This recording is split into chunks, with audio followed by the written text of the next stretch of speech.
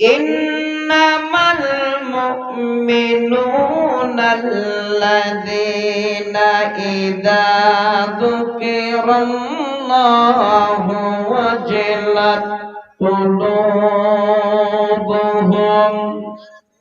আল্লাহ বলেন আমার মুমিন বান্দা হলো তারাই যখন আমার কোরআন তাদের সামনে জিকির করা হয়, আমার কোরআনের আলোচনা যখন তাদের সামনে হয়, আমার বাণীর যখন আলোকপাত তাদের সামনে হয়, ওই সময় তাদের হৃদয় তাদের অন্তরটা যেন ভয় ভীত হয়ে যায়, ভয় কম্পমান হয়ে যায়।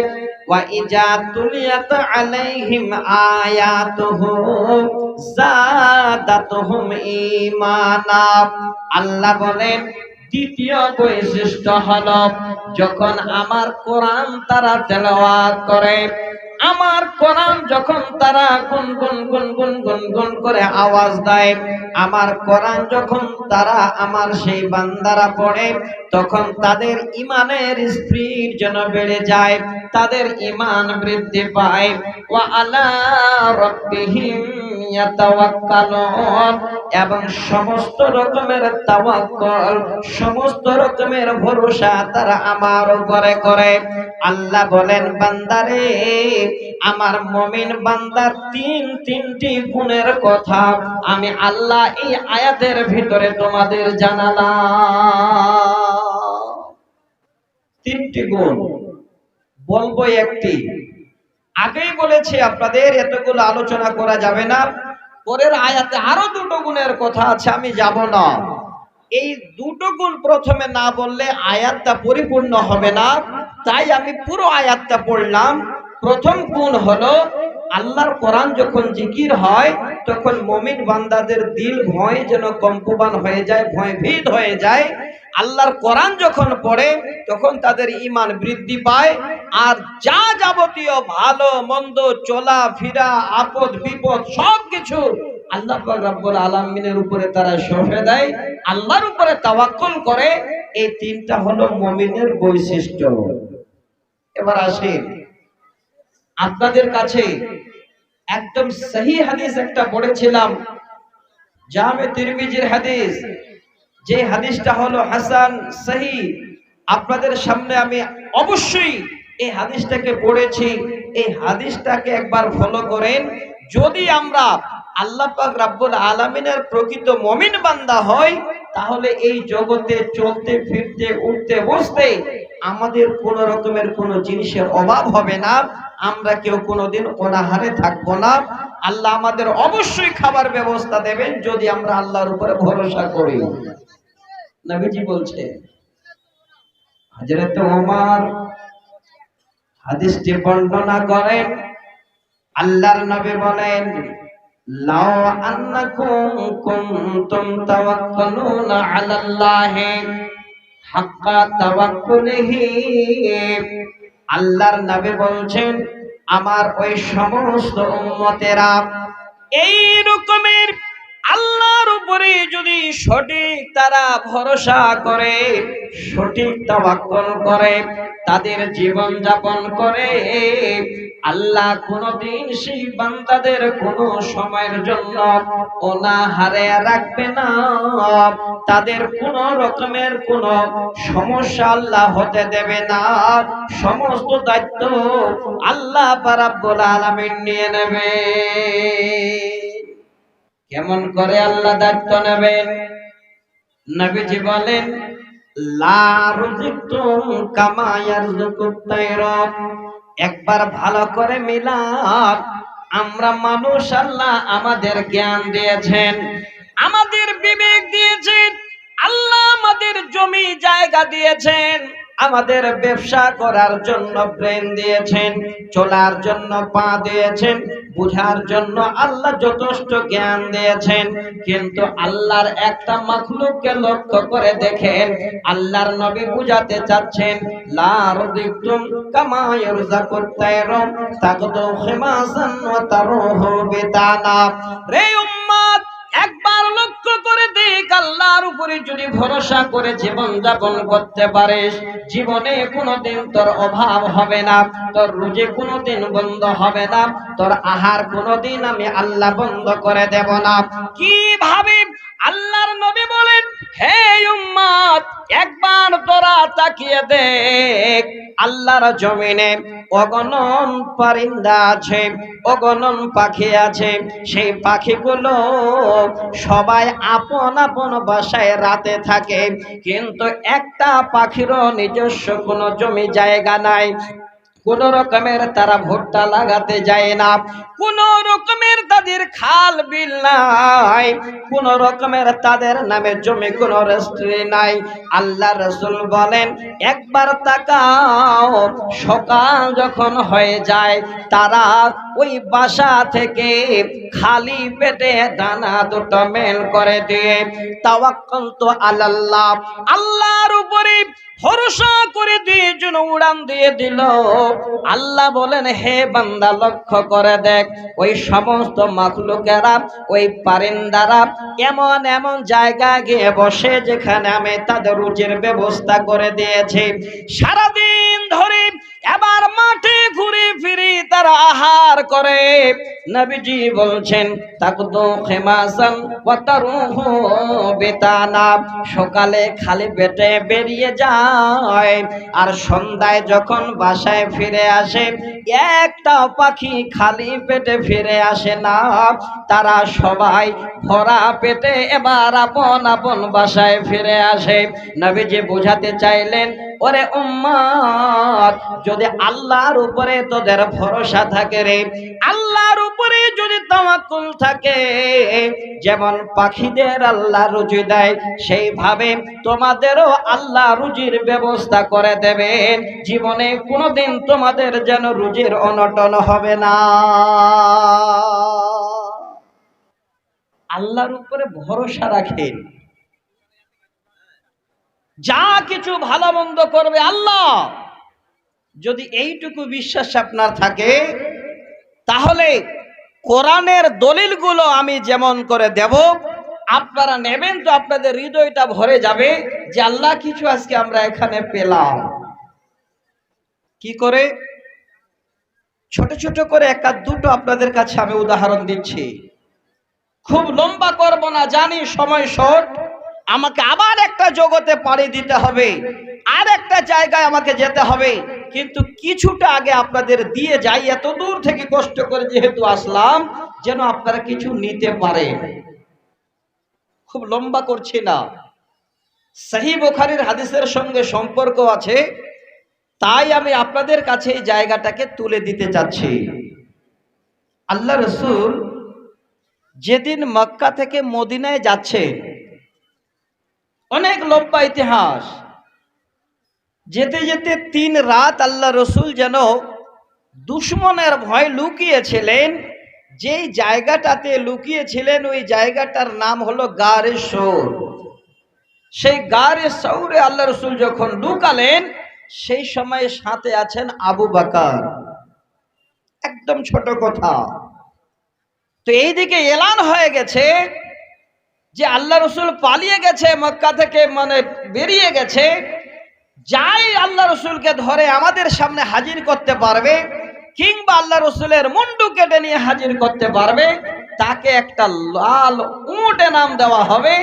একজন দুশমন আল্লাহ রসুলের দাঁড় হয়ে গেলেন, এবার খোঁজার জন্য বেরিয়ে পড়েছে।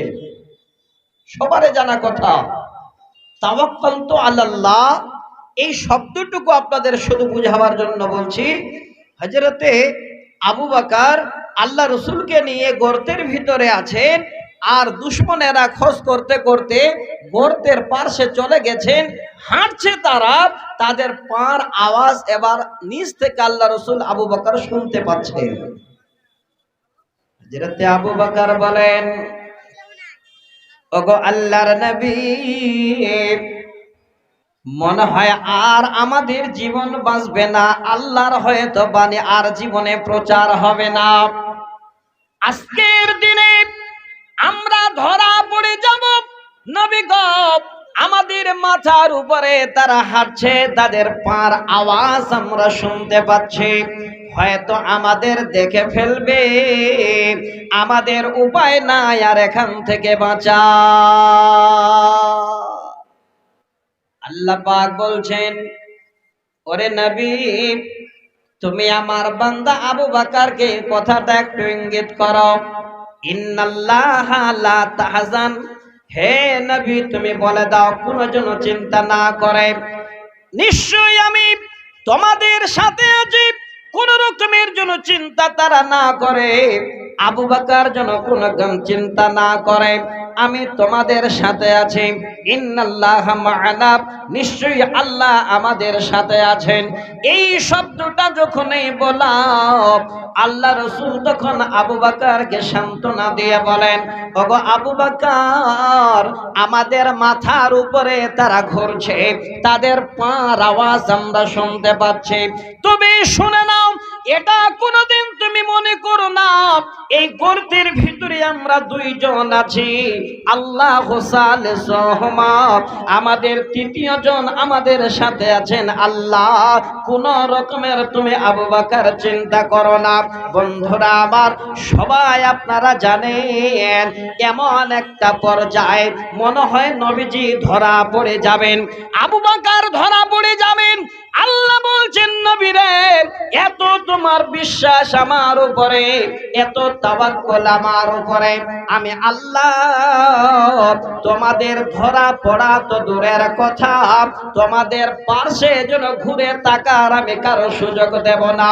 সেখান থেকে তারা দেখে চারিদিক থেকে ঘুরে চলে আসলো, আল্লাহর নবী হযরত আবু বকরকে তারা দেখতে পেল না।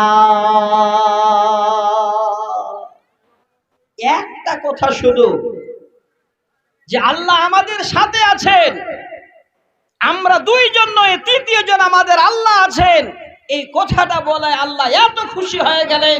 আল্লাহ বলছেন, নবী কোনো চিন্তা নেই, আমি আল্লাহ কোনো মতোই দুশমনদের তোমার দিকে চোখ করার সুযোগ দেব না। ঘুরে ফিরে চলে আসলো।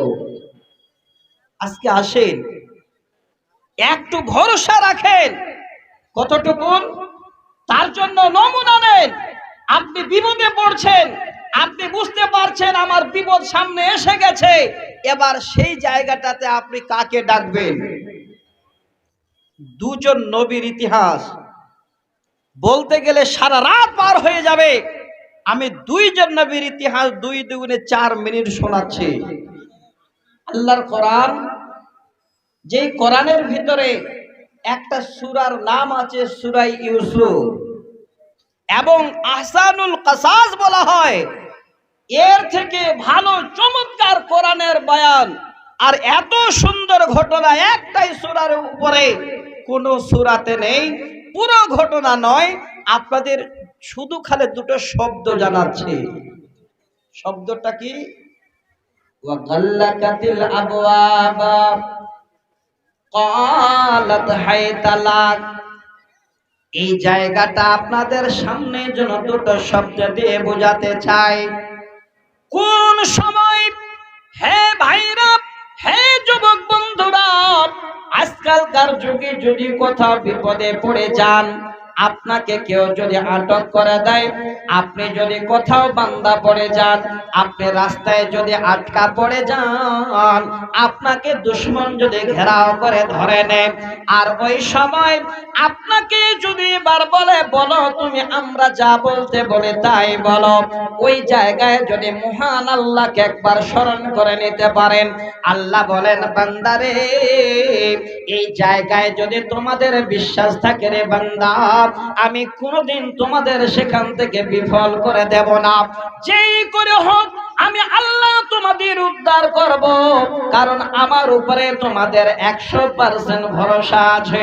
একবার বুঝে দেখেন, হযরত ইউসুফ আলাইহিস সালাম ঘরের ভিতরে চারিদিক থেকে এবার দরজা বন্ধ হচ্ছে, খটখট খটখট করে দরজা বন্ধ করছে।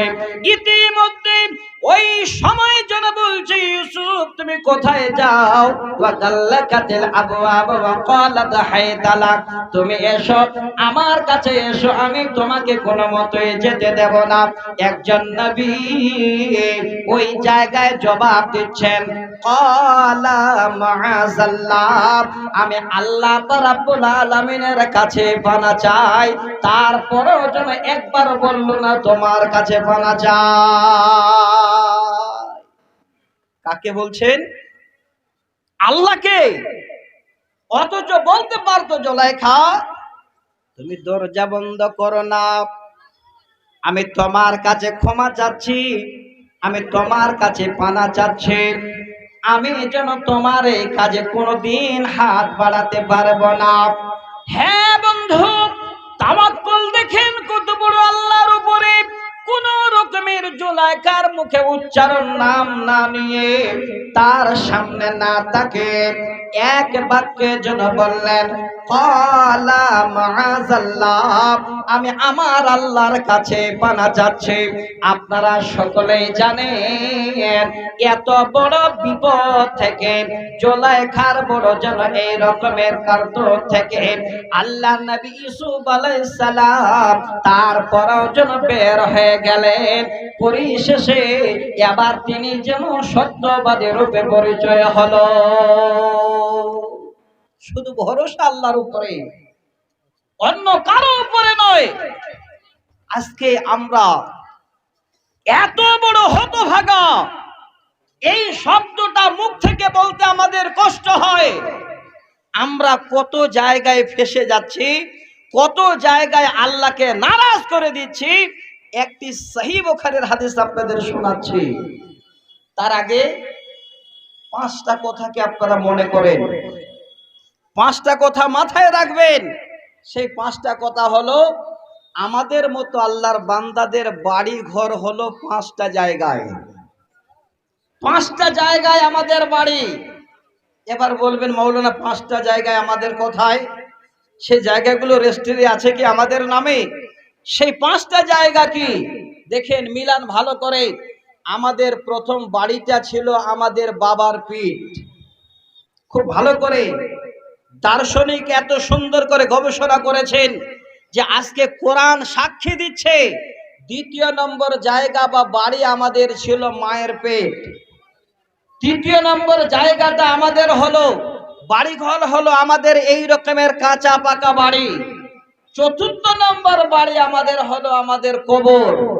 পঞ্চম নম্বর বাড়ি হলো, যদি আপনারা এই কবর যাওয়ার আগে কিছুটা ভালো কর্ম করে যেতে পারেন, পঞ্চম নম্বর বাড়িটার নাম হলো জান্নাত।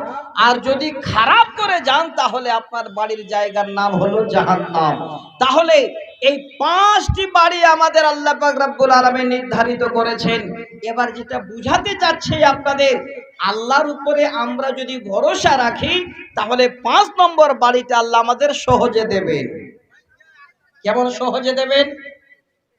আপনাদের পার্শ্বে পূর্ণিয়া, আপনাদের পার্শ্বে বিরাটনগর, আপনাদের এখন পাশে এখানে একটা আবার মানে চোখের মানে হসপিটাল হয়েছে, মনে হয় শ্রীনগর নাকি জি, কাছাকাছিতেই আছে। আমি উদাহরণ দিচ্ছি আপনাদের। আপনার চোখ দুটো যেন খারাপ হয়ে গেছে, আপনি এবার হসপিটালে গেলেন, ডাক্তার বাবু আপনাকে চোখ দেখলো, এবার দাওয়াই দিল, আপনাকে চশমা দিল, এবার চশমা পরছেন, দাওয়াই খাচ্ছেন, এই করে দিনের পর দিন আপনার সময় কাটছে। কিন্তু আপনি খুব ভালোভাবেও তাও যেন দেখতে পাচ্ছেন না, কিংবা আপনি দাওয়াই খাচ্ছেন, আপনার বেমার যেন সারছে না।